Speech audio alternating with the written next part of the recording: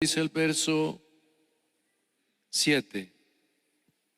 He aquí que viene con las nubes, y todo ojo le verá, y los que le traspasaron y todos los linajes de la tierra harán lamentación por él. Sí, amén. Leámoslo todos. He aquí que viene con las nubes, y todo ojo le verá, y todos los que le traspasaron y todos los linajes de la tierra harán lamentación sobre él. Sí, amén. Así como están ustedes, vamos a leer un texto en Hechos de los Apóstoles y vamos a leer también el capítulo 1 y vamos a leer ese contexto. Hechos capítulo 1, leemos el verso 9. Y habiendo dicho estas cosas, viéndolos ellos, fue alzado y le recibió una nube que le ocultó de sus ojos. Y estando ellos con los ojos puestos en el cielo, entre tanto que él se iba, he aquí se pusieron junto a él dos varones con vestiduras blancas, los cuales también les dijeron: varones Galileos, ¿qué estáis mirando al cielo? Este mismo Jesús que ha salido y ha sido tomado de vosotros al cielo, así vendrá como le habéis visto ir al cielo. Amén. Demos una alabanza al Señor. Por favor, siéntense. Bueno, Dios mediante, el próximo domingo tenemos bautismos. ¿Cómo les parece la cascada? ¿Será que pagamos esta luz para que vean mejor la cascada acá? Esa cascada, gracias a Dios, como decía nuestro hermano Diego, ese es un esfuerzo de todos nosotros, toda esta plataforma, todas estas bancas, así que vamos a cuidarlas y a cuidarlo todo en el nombre del Señor. Su niño, su niña, no permita que se ponga a correr aquí, a jugar. Si ustedes, yo sé que tienen buena vista, pero ya podemos prender las luces. Miren que los marcos de esas alfajillas que aparecen ahí también está pintado. O sea que todo está pintadito y bonito. Así que Dios nos ayude a cuidarlo. Amén. El domingo tenemos los bautismos con la ayuda del Señor. Vamos a tenerlos a las 5 de la tarde. El culto comienza a las 6, pero entre 5 a 6 tenemos los bautismos. Y el 6, como decía nuestro hermano Fanor, vamos a tener el culto especial. Y bueno, oren por el predicador. Amén. Que Dios nos dé su palabra. Gracias al Señor. El objetivo del tema de esta noche, mis hermanos, es que nosotros logremos, en medio del conocimiento que Dios nos ha dado, logremos ubicarnos o nos detengamos a pensar a tiempo en lo que tenemos que pensar.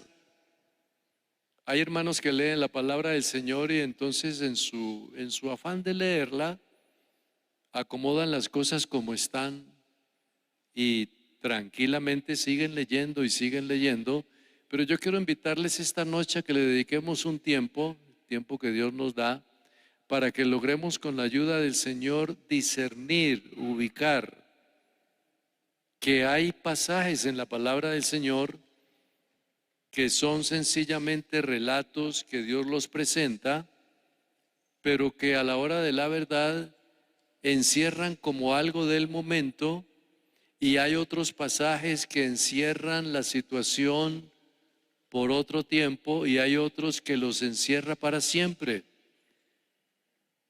Yo quisiera entonces que tomáramos en cuenta lo que dice Primera de Juan capítulo 2, y vamos a pedirle el favor a nuestro hermano Richard que está por ahí. Primera de Juan 2:28. Primera de Juan 2:28 dice la palabra del Señor: hijitos, permaneced en Él, para que cuando se manifieste tengamos confianza, para que en su venida no nos alejemos de Él avergonzados. Vamos a tratar de hacer una diferencia entre que son las señales y es su venida y es el arrebatamiento, porque a veces lo unimos todo, pero hay unas diferencias allí. Cuando se habla de las señales, el mismo Jesús lo dijo, que esas señales, que el firmamento, que el cielo, que el sol, que la luna, Mateo capítulo 24, hay todo un capítulo, Lucas y Marcos también lo presentan, porque fueron unas palabras proféticas de Jesús. Y cuando le preguntan, ¿qué señal habrá de tu venida y del fin del mundo? Entonces miren ustedes que Jesús, en su soberanía y en su poder y en la manera de Él explicar las cosas, lo comienza a relatar. Sin embargo, cuando uno va leyendo la palabra del Señor y se mete a escudriñar un poquito Mateo capítulo 24, ustedes van a encontrar que Jesús salió del templo y se acercaron los discípulos para mostrarle los edificios. ¿Veis todo esto? De cierto os digo que no quedará piedra sobre piedra que no sea derribada. Entonces aquí hay señal, sencillamente señal, porque la palabra que está diciendo Jesús aquí es una palabra que tiene una connotación muy importante, pero un cumplimiento de diferentes áreas de tiempo. Por ejemplo, si usted lee detenidamente acá, todavía está el edificio, todavía está el templo, y dice que no quedará piedra sobre piedra que no sea derribada.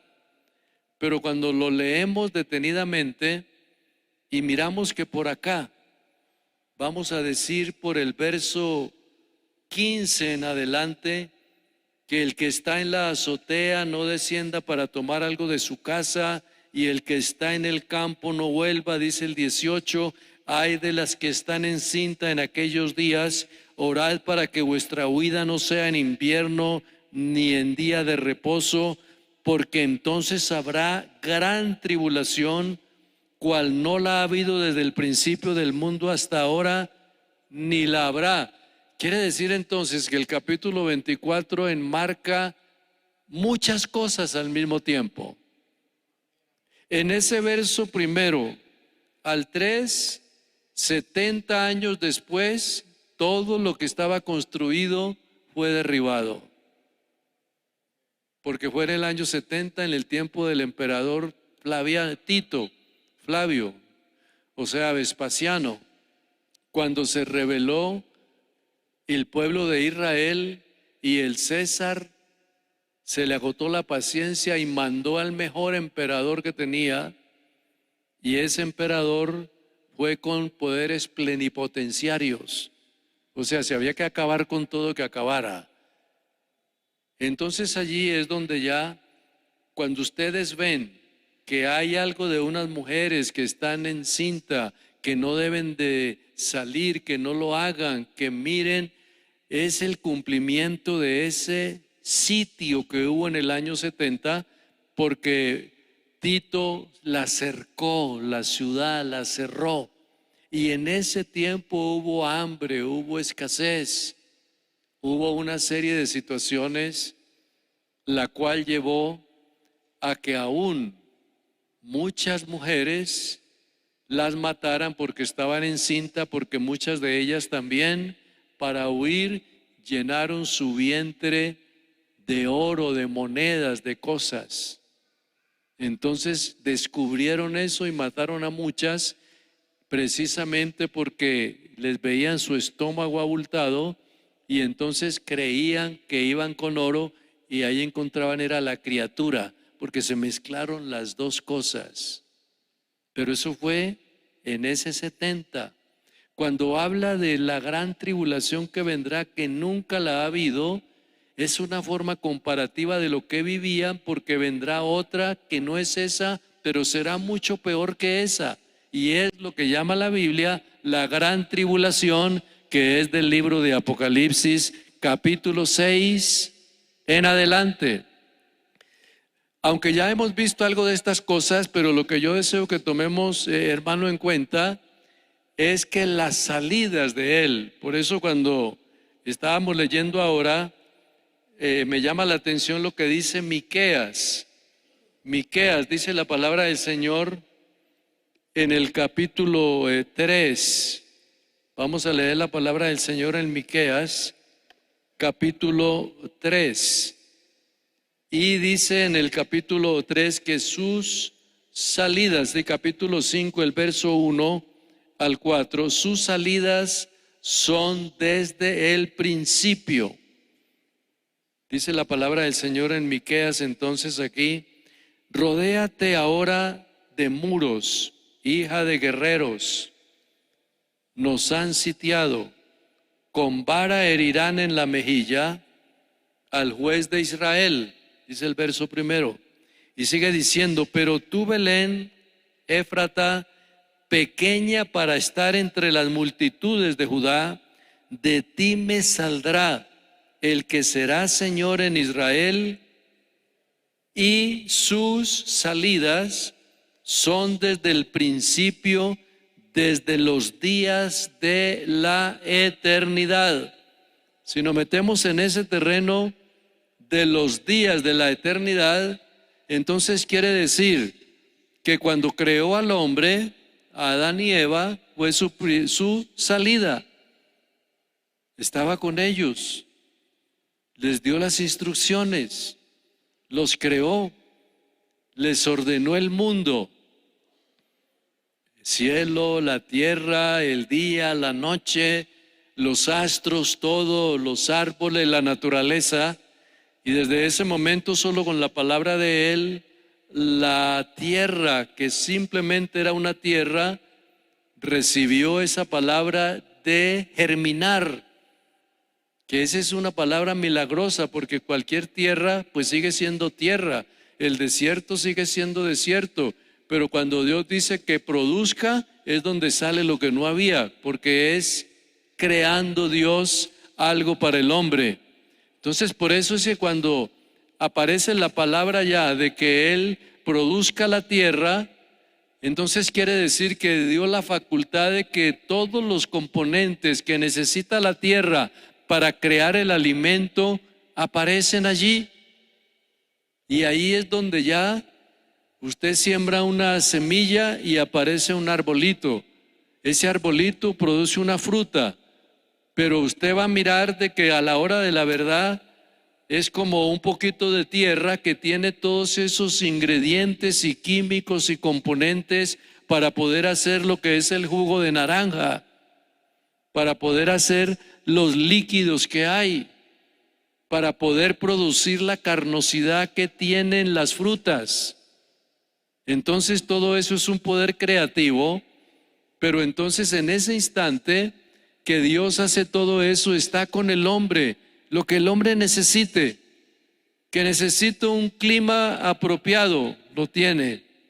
Que necesita comida, lo tiene. Que necesita las aves, las tiene. Que necesita día, la noche, lo tiene. Todo lo tiene. Lo único que Dios quiere es que el hombre le obedezca. Pero resulta que lo más importante, que era el obedecer, es lo que el hombre menos hace.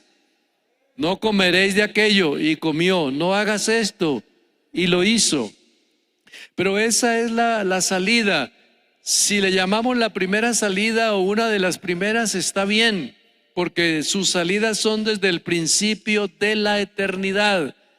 Y uno no le puede poner el límite a Dios que cuándo fue que salió la primera vez, porque partamos del punto de vista que cuando se dice salir es porque Dios toma una forma para manifestarse en ese momento, pero Dios habita la eternidad.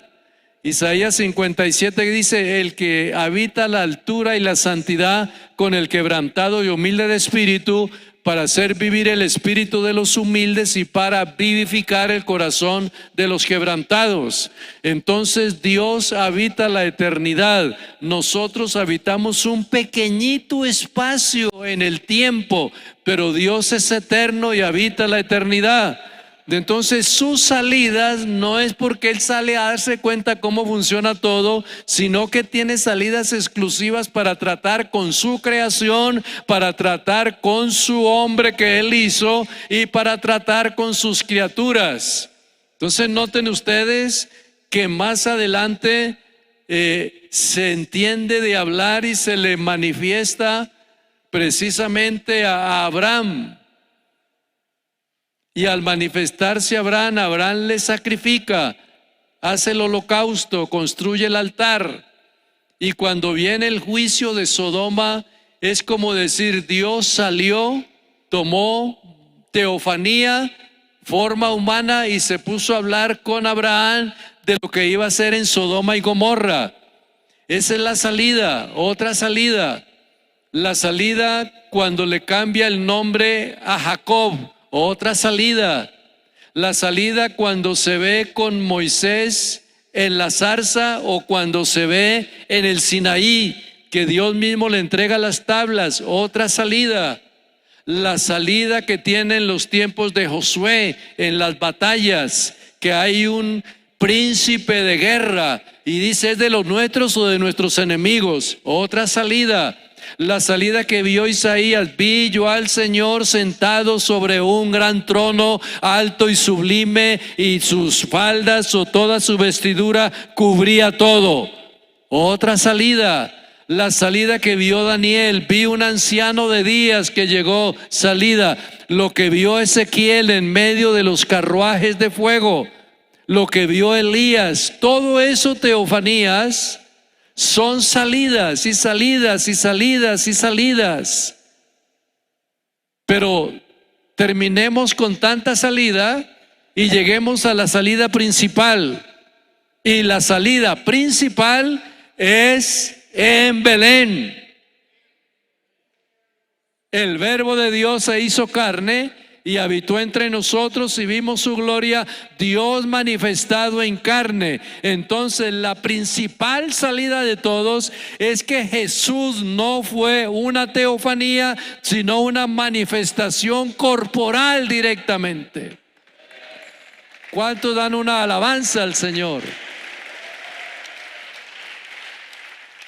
Sus salidas. Por eso cuando uno va leyendo acá, si ustedes leen detenidamente, van a encontrar que Él dice: con vara herirán en la mejilla al juez de Israel. El castigo que tuvo cuando fue sentenciado a muerte, cuando le llevaron ya preso, cuando lo acusaron de lo que no podían acusarlo, pero lo acusaron por los malos testigos que habían. Pero a la hora de la verdad, se idearon la manera como sentenciarlo. Pero revisando lo que hizo, el mismo Pilato dice: no hallo en él. O sea, no hallo por qué tenga que matarlo. Si eres así, no eres amigo de César. Entonces miren, hablando de la jurisprudencia del tiempo precisamente hebreo, y hablando de lo que viene de toda la ley, no se podía una persona juzgar sin ser sentenciada justamente. Pero aquí es el justo muriendo por los injustos, como si fuera injusto, como si hubiera hecho lo malo, pero no hizo lo malo. Entonces a la hora de la verdad fue, como se dice tipológicamente, como un juicio amañado, como acomodado, como sacado por ahí de alguna forma o de contexto fuera de lo normal, porque no encontraban qué. De ahí que eso que lo hirieron y todo aquello es donde lleva que la sentencia que Jesús tuvo fue una de las sentencias que no tenía base fundamental. Tenía que tener más tiempo siendo juzgado porque tenían que estar los testigos que lo acusaban para juzgarlo o para condenarlo. Pero no, lo toman, lo golpean, lo encierran y en corto tiempo ya sentenciado a muerte. Cualquier abogado se da cuenta que no fue un juicio dentro de las normas de ley. Eso nos pasa mucho acá en Colombia, que una persona la toman presa, la llevan y usted quiere que al otro día le digan tantos años. No, tiene que esperar fiscalía, investigación, certificación, todo aquello que llega allá. No nos vamos a detener más aquí, pero lo cierto es que eso lo hizo el justo por los injustos para llevarnos a Dios. Sus salidas. Yo quiero invitarles ahora a que precisamente cuando leamos los pasajes que vamos a leer, pues nos detengamos a pensar detenidamente de que precisamente hablar de esas salidas es hablar de algo de los cuales nos debe de llamar la atención. En Mateo 24, vuelvo y pronuncio las palabras que leíamos ahora y que las teníamos acá en la lectura. En Mateo capítulo 24 se presenta esa situación que hace reaccionar a muchas personas, pero cuando se va viendo la realidad de lo que Jesús estaba presentando, lo va mostrando es como señales. Y cuando se habla de las señales, la venida del Hijo del Hombre en el verso 29 dice: inmediatamente después de la tribulación de aquellos días no son los días del año 70, es otra etapa de la historia. Aquellos días el sol se oscurecerá, la luna no dará su resplandor, las estrellas caerán del cielo y las potencias de los cielos serán conmovidas. Entonces aparecerá la señal del Hijo del Hombre en el cielo, y entonces lamentarán todas las tribus de la tierra y verán al Hijo del Hombre viniendo sobre las nubes del cielo con poder y gran gloria. Enviará a sus ángeles con gran voz de trompeta, juntará a sus escogidos de los cuatro vientos desde un extremo del cielo hasta el otro. Entonces, leyendo un poquito ahí rápido, van a notar ustedes que hay una manifestación donde todos lo ven y se lamentan. Y hay otro momento en el que Él manda a reunir a todos. Y hay otro momento en que ya no lo ven. Yo quiero decirles que hablar de la venida del Señor para emitir juicio o castigo es ese, porque lo van a ver. Pero la iglesia en el arrebatamiento, el mundo no lo va a ver, porque para arrebatar la iglesia será como en un abrir y cerrar de ojos, y será con la rapidez más única que hay de la historia de la velocidad. ¿Por qué razón? Porque lo que Él viene es a llevarse lo que es suyo sin pedirle permiso a nadie.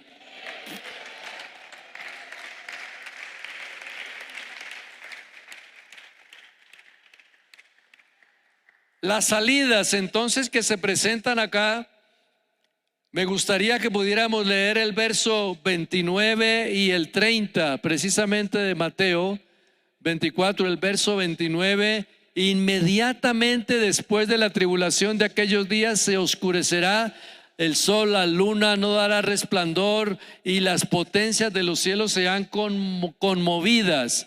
Eso está en proceso todavía, pero ya se vislumbra que el descontrol atmosférico, el descontrol de la polución, el descontrol de la contaminación hace que ya se presenta el efecto invernadero y se presenta el cambio del clima y se presenta los climas donde era muy frío, ya hay mucho calor y sucesivamente viene, pero las virtudes de los cielos, todo aquello que ven, notarán ustedes que se va cumpliendo poco a poco. Cualquier día la luna podrá tener otro color, podrá tener otra dimensión. La tierra se moverá de una forma, digamos, un poquito diferente o más lenta o más rápida, o lo que precisamente se lleva a que llevará a que la escasez, el agua, de lo que viene, de lo que produce, habrán juicios de la naturaleza, habrá en el mar, habrá en los árboles, habrá en la vegetación, habrá en la raza humana, habrá en todo, porque esto es lo de la gran tribulación. Leíamos en Apocalipsis y ahora cuando leemos en Apocalipsis que dice en el capítulo 1, el verso 7, que lo leíamos ahora, viene con las nubes y todo ojo le verá, los que le traspasaron, los linajes de la tierra harán lamentación sobre él. Este no es la venida del arrebatamiento de la iglesia, este es una salida de él de sentencia, casi como cuando salió para enfrentarse a Sodoma y Gomorra. Solamente que acá dice que lo verán, y los que le traspasaron y los linajes de la tierra harán lamentación sobre él. Vámonos un momento aquí a Apocalipsis y vamos a leer algo que está en el capítulo 6 y mire lo que la palabra del Señor dice en el verso 12. Cuando el sexto sello y el sol se puso negro como tela de silicio, la luna se volvió toda como sangre, las estrellas del cielo cayeron sobre la tierra como la higuera deja caer sus higos cuando es sacudida por el fuerte viento. El cielo se desvaneció como un pergamino que se enrolla, y todo monte y toda isla se movió de su lugar. Eso es descontrol atmosférico y descontrol del espacio y descontrol terrenal. Y sigue diciendo: los reyes de la tierra, los grandes, los ricos, los capitanes, los poderosos, todo siervo, todo libre, se escondieron en las cuevas y entre las peñas de los montes, y decían a los montes y a las peñas: caed sobre nosotros y escondednos del rostro de aquel que está sentado sobre el trono y de la ira del Cordero, porque el gran día de su ira ha llegado, y ¿quién podrá estar firme? Es lo que le espera al mundo. Pero lo que nos espera a nosotros es arrebatarnos en un abrir y cerrar de ojos. Alabanzas al Señor. Entonces, mis hermanos, mirando Primera de Tesalonicenses capítulo 4, el verso 13, ahora sí podemos ir acomodando la realidad de los escritos. Dice el verso 13 que leía nuestro hermano Diego ahora: no queremos, hermanos, que ignoréis acerca de los que duermen, porque para que no os entristezcáis como los otros que no tienen esperanza. Y mira lo que sigue diciendo acá: si creemos que Jesús murió y resucitó, así también traerá Dios con Jesús a los que durmieron en él. Esto es todo de comienzo a fin, arrebatamiento. Aquí no hay sentencias, Aquí es arrebatamiento. En otras palabras, el arrebatamiento para la iglesia no es para que el mundo ya se acabe. Es para Dios llevarse su iglesia, y al llevarse su iglesia, la iglesia va a estar con Él. Y cuando se lleva la iglesia, comienza aquí la llamada gran tribulación. Y mientras aquí la gran tribulación es la que nunca ha habido, ni la habrá jamás, Dios está con su iglesia dándole el premio, el galardón de lo que ella ha hecho aquí en la tierra. Dele un aplauso al Señor a esta hora. Alabanzas. Lo que Dios quiere explicar acá, nosotros los que vivimos, que habremos quedado hasta la venida del Señor, no precederemos, no seremos delanteros a los que durmieron. Y dice el verso 16, porque el Señor mismo con voz de mando, con voz de arcángel y con trompeta de Dios descenderá del cielo, y los muertos en Cristo resucitarán primero. Aquí hay resurrección, y cuando hay resurrección, este arrebatamiento forma parte de la primera resurrección, porque habrá otra resurrección que aparece en Apocalipsis capítulo 20, pero esa es ya para sentencia.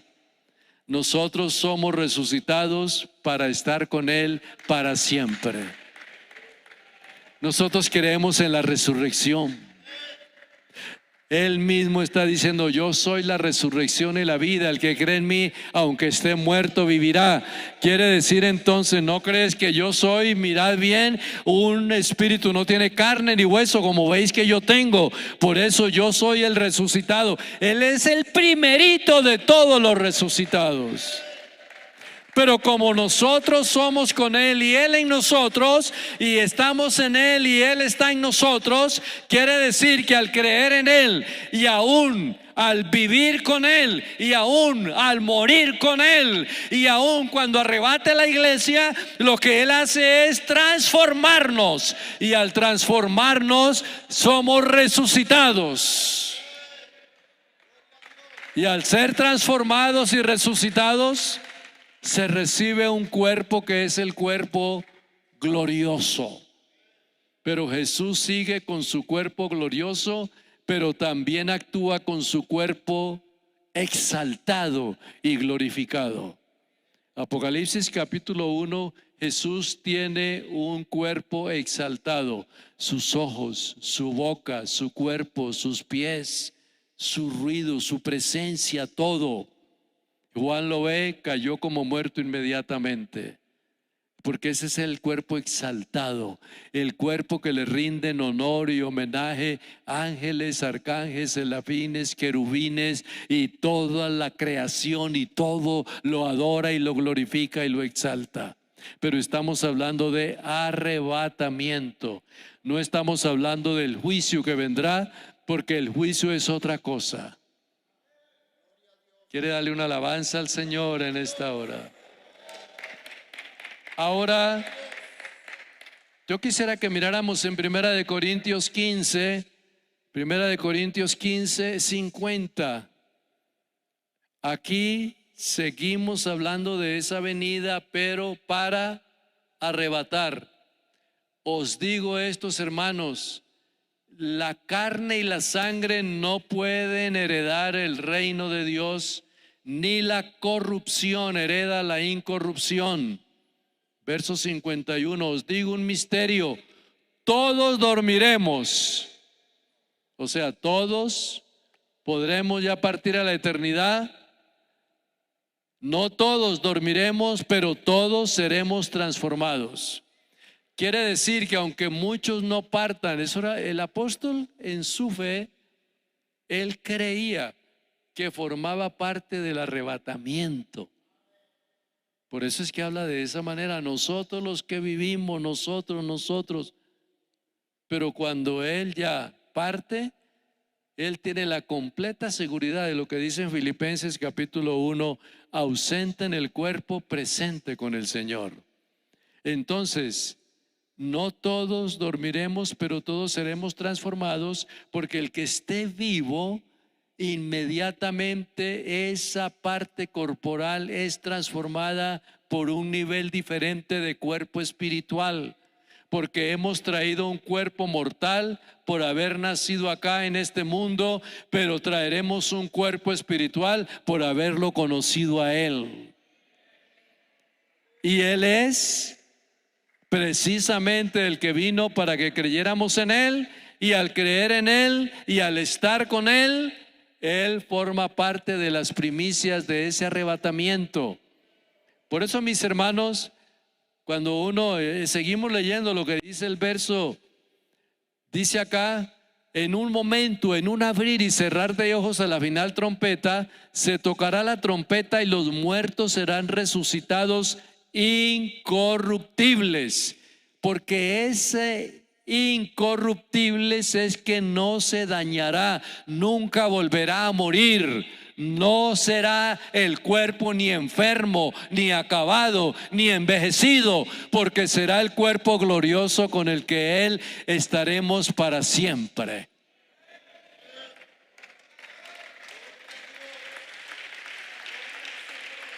Se tocará la trompeta, los muertos resucitados incorruptibles, y nosotros seremos transformados.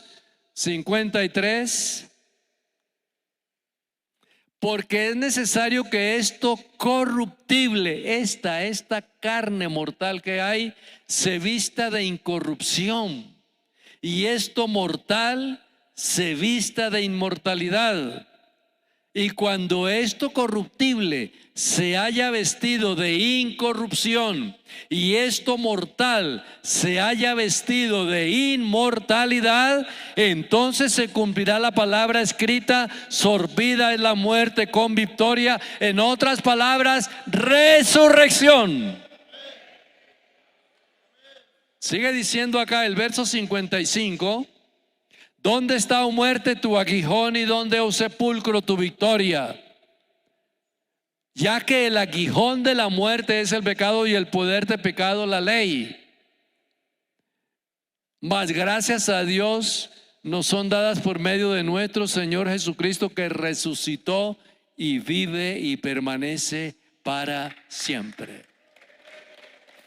Una alabanza a nuestro Dios. Primera de Tesalonicenses 2:19. Vamos a leer ahora la palabra del Señor. Primera de Tesalonicenses 2:19. ¿Cuál es nuestra esperanza, o gozo, o corona de que me gloríe? ¿No lo sois vosotros delante de nuestro Señor Jesucristo en su venida? Arrebatamiento, no es juicio, es arrebatamiento. En otras palabras, la salida del Señor para arrebatar su iglesia es único. Para juzgar al mundo es diferente. Viene con ira. Ustedes saben precisamente que cuando se habla de esa analogía que hay, notamos a un Jesús que nació en Belén, que no tuvo un lugar.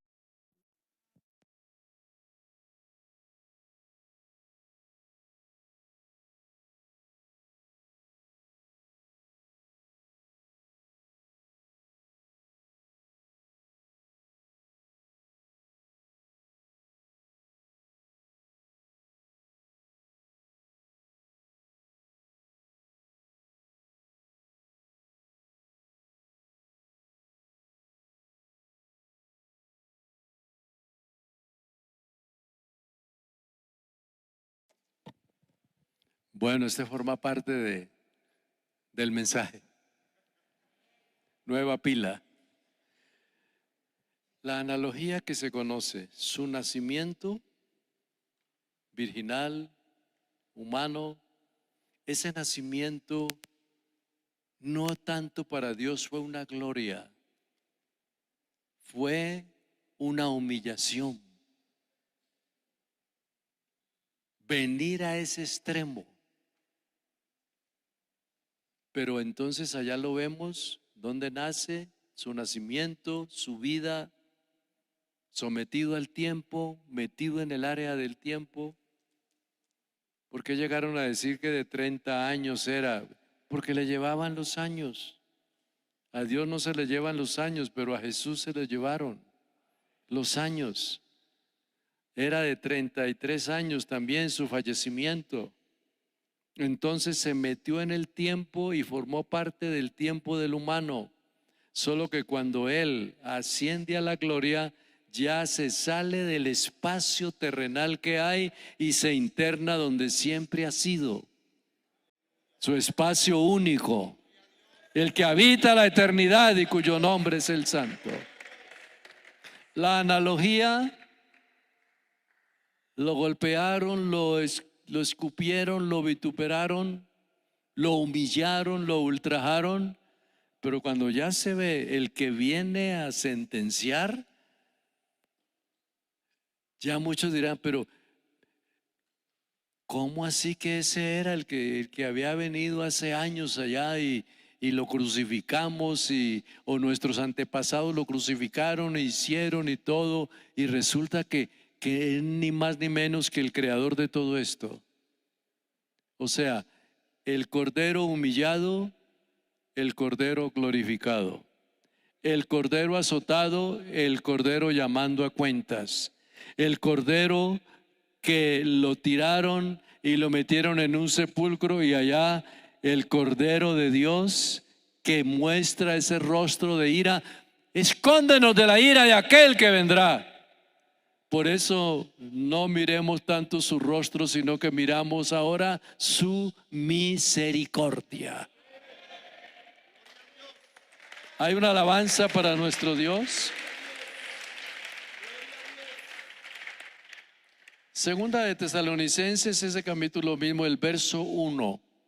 Segunda de Tesalonicenses 2:1. Miren lo que dice la palabra del Señor. No hay santo como Jehová, porque no hay ninguno fuera de ti. El 2:2, pero con respecto a la venida de nuestro Señor Jesucristo y nuestra reunión con Él, os rogamos, hermanos, dice el verso 2, que no os dejéis mover fácilmente de vuestro modo de pensar, ni os conturbéis ni por espíritu, ni por palabra, ni por carta como si fuera nuestra, en el sentido de que el día del Señor está cerca. Aquí están las dos cosas: lo que es arrebatar y lo que es a sentenciar. Por eso, ahora vamos a leer un pasaje que dice Pedro: nadie os engañe en ninguna manera, porque no vendrá si que antes venga la apostasía, se manifieste el hombre de pecado, el hijo de perdición. Y ahí sigue diciendo: el cual se opone y se levanta contra todo lo que se llama Dios o es objeto de culto. ¿No está ya la plataforma en este mundo de eso? Muchos gobiernos, Dios, ¿qué cuento de Dios? Eso es historia, eso es cuento, eso es fábula, que no quieren, no entienden, no comprenden, porque si creyeran en Dios tendrían que obedecerle, y ya no están para obedecer. Ya ellos se consideran, y según la nueva era y todo lo que viene, dioses. Están llegando las enseñanzas de que el hombre puede ser Dios, que tiene poder, tiene poderío, tiene inteligencia, tiene todo. Pero cuando uno escucha esa clase de pensamientos o esa clase de personas que hablan de esa manera, que ellos pueden ser dioses porque ellos en sí mismos son capaces de hacer, producir, crear, pero ¿hasta qué punto lo hacen? Y necesitan siempre material, necesitan las cosas.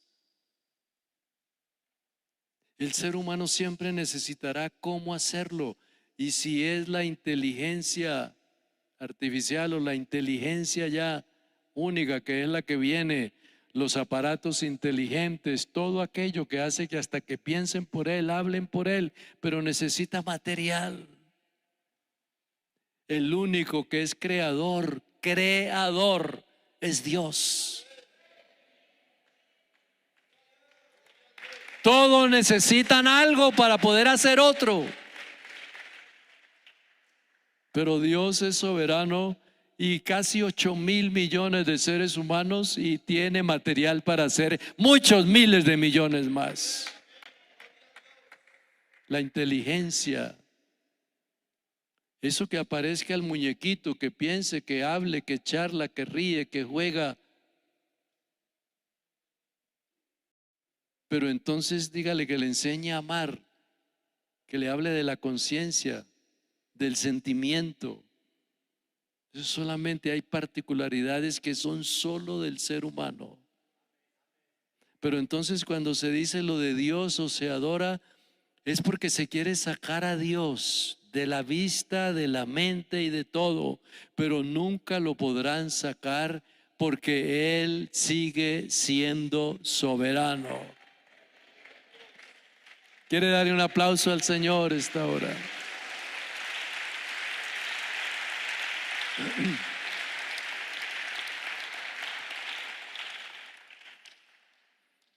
Cuando uno lee Ezequiel capítulo 25 al 28, encuentra la problemática de Edom, de Moab, de Siria, de 4 naciones, y entre ellos está Tiro. Y cuando va leyendo el capítulo 28 va encontrando de que hay una tipología del querubín cubridor, Satanás. Querubín cubridor, precisamente porque era el que más poder tenía, y con tanto poder que tenía, quiso ser igual a Dios. El ser humano cree que por tanta inteligencia que tiene va a reemplazar a Dios, pero resulta que Dios es irreemplazable. Dios es irreemplazable, pero permítame decirle algo. Satanás pensó que él brillaba cuando salía, cuando recorría, y en piedras de fuego has andado. O sea, si recorría todo el universo en medio de volcanes y lo que fuera y todo eso, él creía que el poder de él era el que hacía que todo funcionara. Mentira. Era un creador, era una persona, era un ser creado. El único que tiene vida permanente en sí se llama Jesús, Dios. ¿Dónde estuvo la destrucción de Satanás? La misma Biblia declara: saqué fuego de en medio de ti y te consumí. O sea, dentro de la propia creación estaba la destrucción. El hombre fue creado, pero el hombre ya va creyendo que no necesita de nadie, pero llegará el momento en que va a entender que no puede hacer lo que quiere hacer porque es una creación. El único que puede tener ya unos niveles mayores de vida son aquellos que Dios ha rescatado, porque hay algo que llama arrebatamiento y transformación, nuevo cuerpo. Pero el cuerpo del ser humano siempre tendrá su límite. Y yo quisiera que tomáramos en cuenta que ya está el estandarte, ya están las ideas, ya están los planes, ya están los proyectos, pero sigue todavía una iglesia aquí, permítanme emplear la palabra, como obsoleta, atrasada, retrógrada, creyendo de que hay Dios. Todavía seguimos, pero que crean lo que quieran creer allá, nosotros creemos en el solo Dios verdadero. Dele un aplauso al Señor en esta hora.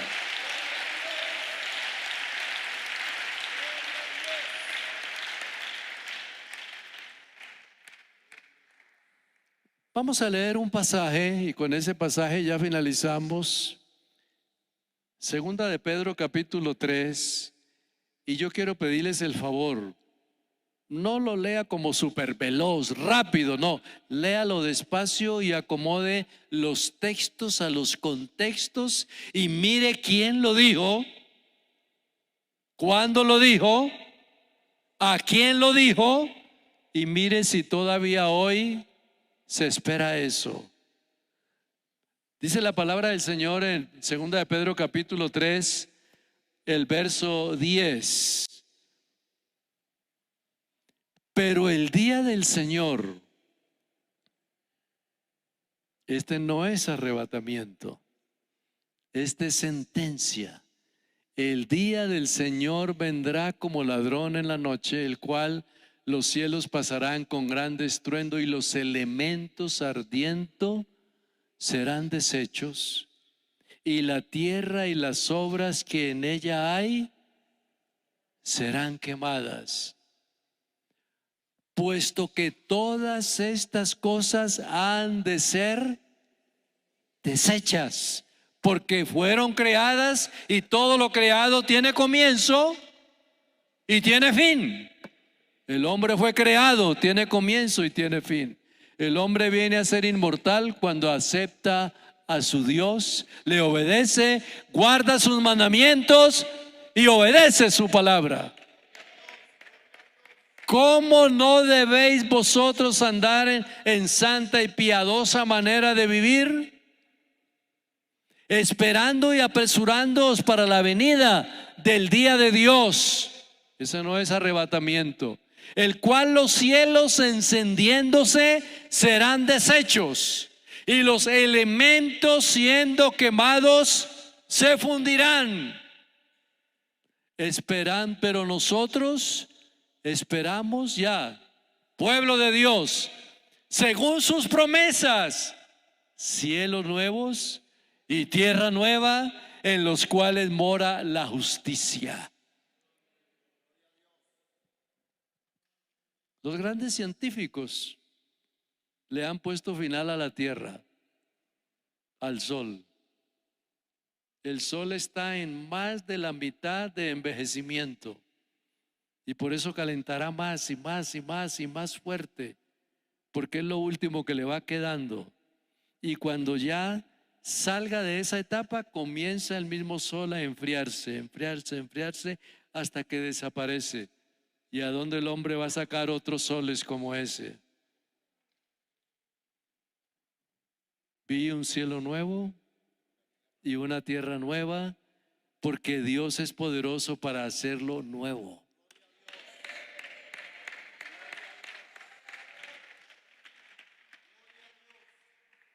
Pero nosotros esperamos, según sus promesas, cielos nuevos y tierra nueva en los cuales mora la justicia. ¿Qué sigue diciendo? Por lo cual, oh amados, estando en espera de estas cosas, procurad con diligencia ser hallados por Él sin mancha e irreprensibles en paz. Tened entendido que la paciencia de nuestro Señor es para salvación en cuanto a usted y a mí, como también nuestro amado hermano Pablo, según la sabiduría que le ha sido dada, os ha escrito. En otras palabras, mis hermanos, lo interesante de todo esto es saber, todo terminará, todo acabará. Por eso dice, buscad primeramente el reino de Dios y su justicia. Pero alegrémonos con lo que tenemos, gocémonos con lo que nos ha dado. Démosle gracias por la vida que hasta ahora tenemos. Dele gracias por sus bienes que usted tiene, por la familia que le ha dado. Pero no lo es todo. Él sigue siendo el todo en todos. Están en pie, por favor. Mis hermanos, no sé, puede ser, pero lo voy a decir, sus hijos o sus nietos les espera tiempos peligrosos, difíciles. los derechos, el albedrío, la personalidad, la libre personalidad. Cuando ya le dicen de que usted no es lo que es en sí, sino lo que quiere ser. Y no faltará quien diga: yo quiero ser Dios. Ah, bueno, eres Dios. ¿Y cómo te vas a llamar? Dios. Dios, ven acá, Dios aquí. ¿Qué sentido tiene eso? Nosotros seguimos dependiendo de ese ser maravilloso, grande y único.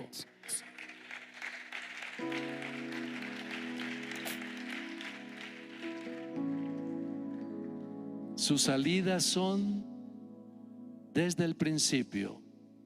Su última salida es cuando esté sentado en el gran trono y vi los muertos grandes y pequeños. Apocalipsis capítulo 20. ¿Qué es eso de grandes y pequeños? No es que el uno tenga 50 centímetros y el otro tiene 2, no. Son niveles de cultura, de personas, de naciones, de familias, de conocimientos, príncipes, reyes, gente del vulgo, gente interesante, importante. Pero es que delante de Dios no hay títulos. Delante de Dios hay la justicia que Él nos ha dado a nosotros por su sacrificio en la cruz. Vi los muertos grandes y pequeños y le fue dado juicio. Y el que no fue hallado escrito en el libro de la vida, o sea, el final de todo. Y el hombre todavía diciendo que es Dios y que lo va a hacer todo. Nuestro Dios es irreemplazable. Yo quisiera que hiciéramos una oración y le pidamos por la iglesia, por la familia. Sabe que cuando yo veo a mi nieto, 7 añitos, 8, estos días lo tenía, le toqué la cabecita, yo decía: Señor, guárdalo. ¿Qué mundo le espera dentro de 10 o 15 o 20 años si Dios todavía no le ha dado la sentencia a esto? Su nieto, sus hijos. Por eso, mis hermanos, por un lado viviendo la vida que nos da, pero por el otro lado cerquita de que venga pronto.